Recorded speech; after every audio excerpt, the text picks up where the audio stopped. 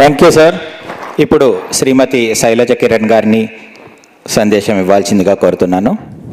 His excellency governor జిష్ణుదేవ్జీ and సభను అలంకరించిన పెద్దలందరికీ, ఎక్కడెక్కడి నుంచో స్పెషలీ మహారాష్ట్ర నుంచి చాలామంది ఇక్కడికి వచ్చారు ఇవాళ అని చెప్తున్నారు. మీ అందరికి కూడా అభివందనం.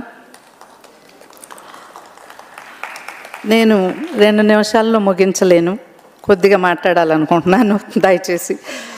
So I'm just going back to the history of Telugu people.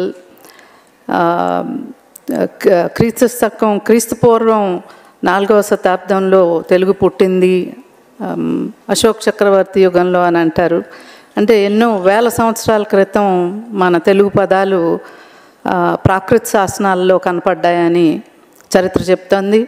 11వ శతాబ్దం నుంచి కూడా మన రచనలు గేయాలు ఉన్నాయి. సో ఎంతో ఘన చరిత్ర మన తెలుగువారిది. శాతవాహన కాలంలో ఉత్తర భారతదేశాన్ని మనం రాజ్య పరిపాలన చేశాము కనుక ఆ తర్వాత ఇక్ష్వాకులు అయితేనేమి, కాకతీయ డైనాసిటీలో రాణి రుద్రమదేవి చాలా కాలం పరిపాలన చేశారు. అట్లానే తర్వాత విజయనగర సామ్రాజ్యంలో కూడా తెలుగువారు ఆయన కన్నడిగా తుళు భాషను మాట్లాడినా కానీ తెలుగుని ఎంతో కూడా ఆదరించారు. మహాకవులు పుట్టుకొచ్చారు ఆ కాలంలో. అట్లానే తర్వాత నైజాం రూల్లో కూడా తెలుగువారికి ఏమీ అన్యాయం జరగలేదనే చెప్పాలి. బ్రిటిష్ రాజ్యం వచ్చిన తర్వాత ఎందరో మహానుభావులు, అల్లూరి సీతారామరాజు గారి దగ్గర నుంచి ఎందరో మహానుభావులు ప్రాణాలు ఒడ్డి మనకి స్వాతంత్రాన్ని తీసుకొచ్చారు మన తెలుగువారు. భారతదేశం పూర్తిగా కూడా ఎంతోమంది తెలుగువారు ప్రాణాలు ఒడ్డారు.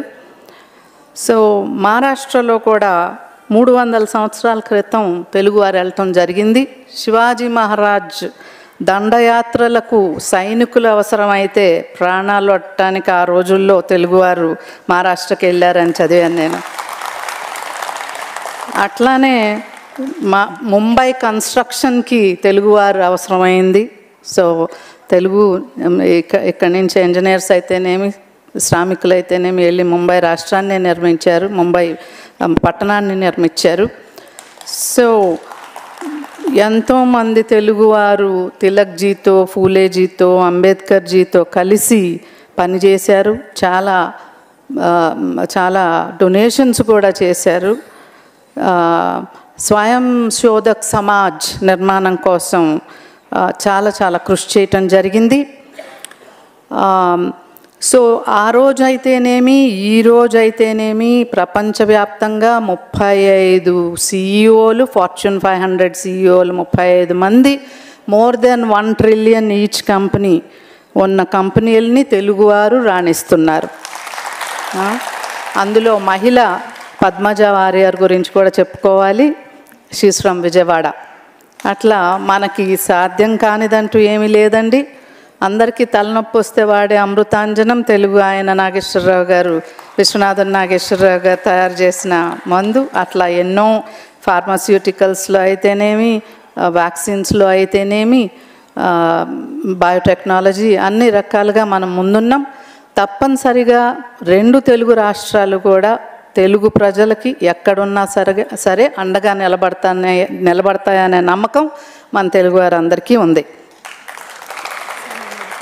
ఒక్క లాస్ట్ చెప్పాలి.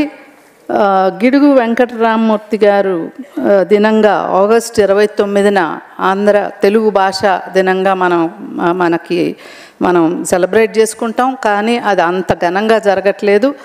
ఎంతో ఘనంగా జరుపుకుని మన భాషను మనం పరిరక్షించుకోవాలని కోరుకుంటున్నాను. ధన్యవాదాలు నాకు ఈ అవకాశాన్ని ఇచ్చినందుకు. మహారాష్ట్రలో తెలుగు వారందరికీ కూడా శుభాభినందనలు.